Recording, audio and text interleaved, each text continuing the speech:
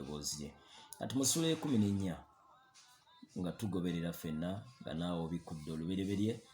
Ssuula 14 olunyiriri olusooka agamba nti awo mu mirembe gya Amulaferi kabaka w'e Sinali, Aliyooki kabaka w'e Erasali, Kedolawomeri kabaka w'e Elamu n'ajja Tidali kabaka w'e Liyoyimu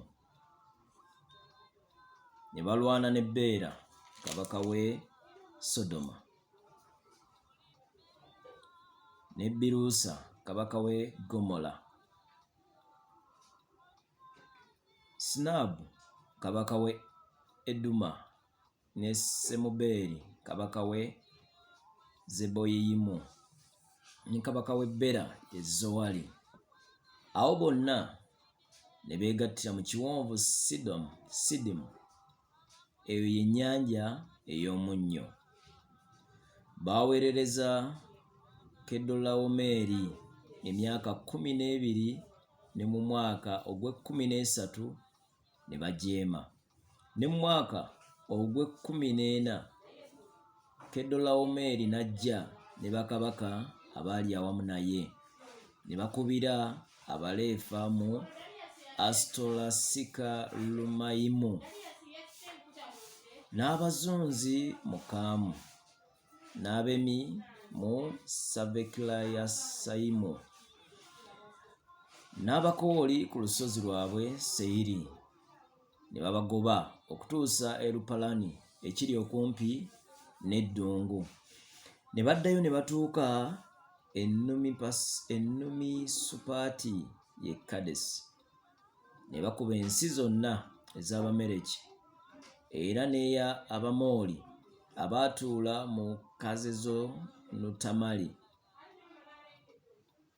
Ne watabaala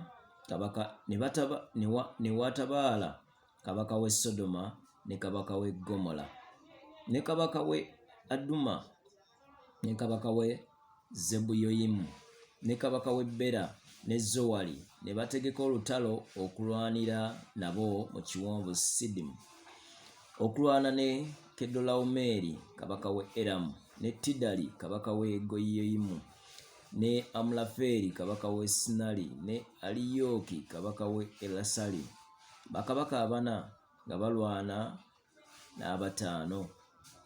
Era ekiwonvu Sidimu kyali kijjudde obunnyo obw'ebitosi, ne bakabaka b'e Sodoma ne Gomola ne badduka ne bagwa omwo. N'abo abaasigalawo ne baddukira ku lusozi ne banyaga ebintu byonna eby'omu Sodoma ne Gomola n'ebyokulya byabwe byonna ne bagendera. Ne banyaga Lutti mwana wa muganda wa Ibulayimu eyatuulanga mu Sodoma n'ebintu bye ne bagenda.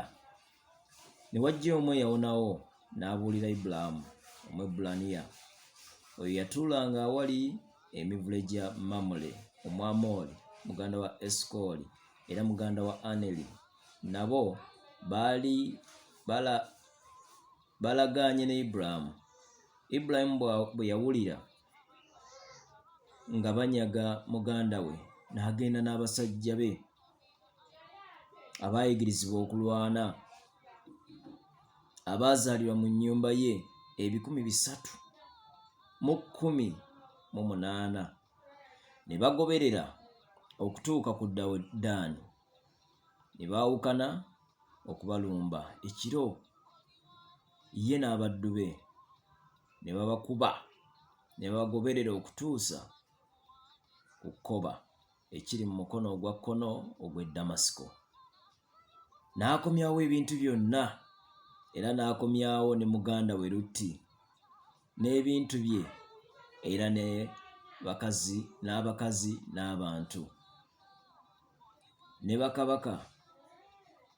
Ne kabaka w'e Sodoma n'afuluma okumusisinkana.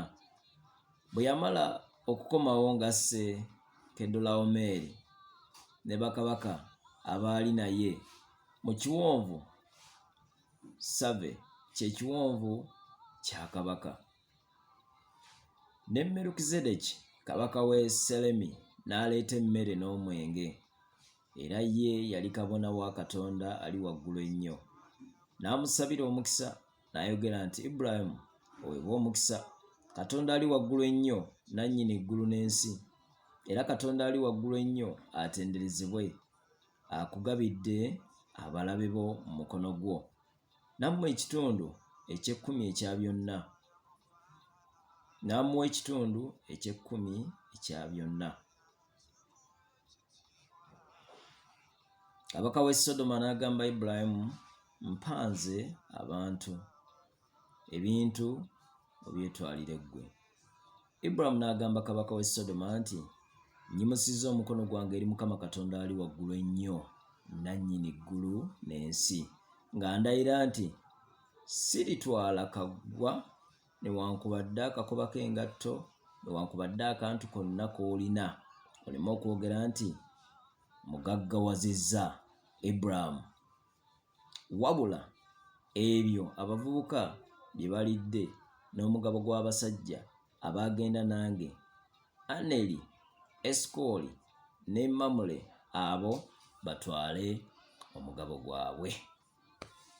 Mukama yeebazibwe. Ibulayimu n'agaana byonna bye baali bamuwa. Bangi ffe tulafuubanira ebintu ebitaliimu ne tuleka ebintu ebisinga omuwendo Katonda byatuterekedde. Baako byeweerekereza okkirize Katonda kyakuwadde oleme kusubwa ekinene ekisinga. Mukama akumpeera omukisa. Tugenda ate kuddamu mu ssuula 15 tulabe ebyaddirira.